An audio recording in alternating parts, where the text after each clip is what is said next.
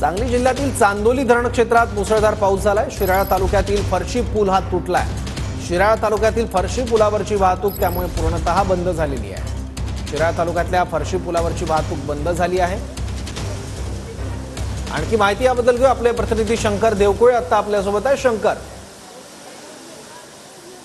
थोड़ा इकडे या ना। नक्कीच सौरभ, आपण आता पाहू शकता सांगली शिराळा तालुक्यातील आपण आता मंदूर गावामध्ये आहोत।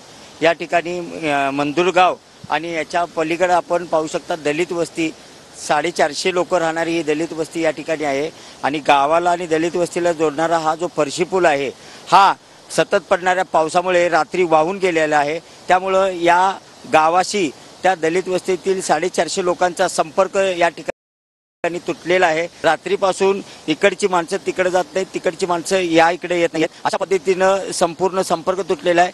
शाळेला जाणाऱ्या विद्यार्थ्यांचे सुद्धा प्रचंड नुकसान या ठिकाणी होत आहे। यांना जाण्यासाठी 4 किलोमीटरचा परिसराला ओलांडून जावं लागतं।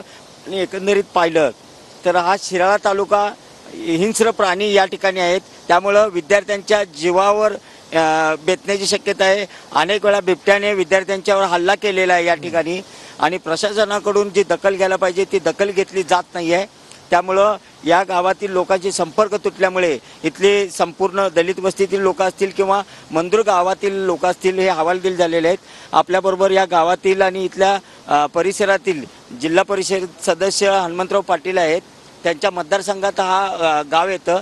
मला सांगा काय प्रकार झाला हा? काय परिस्थिती आहे की प्रतिवर्षी या विभागामध्ये 65 मिलीमीटरपेक्षा जास्त पाऊस पडतो आणि अभयारण्य संलग्न आहे आणि अभयारण्याशी संलग्न असणारं हे पहिलंच गाव आहे। त्यामुळं आता हा जो पूल तुटला आहे तिकडं पलीकडं नागरी वस्ती आहे, त्या नागरी वस्तीवर इकडं दळणवळणाची सोय पूर्णपणाने बंद झालेली आहे।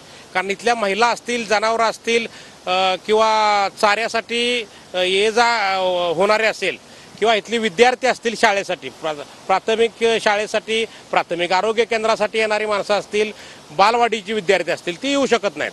आणि पलीकडून यायला मला वाटतं तिथं एक 3 किलोमीटरचं अंतर आहे। तर त्या 3 किलोमीटरच्या अंतरामध्ये हिंस्र प्राण्यांचा वावर आहे। तिथं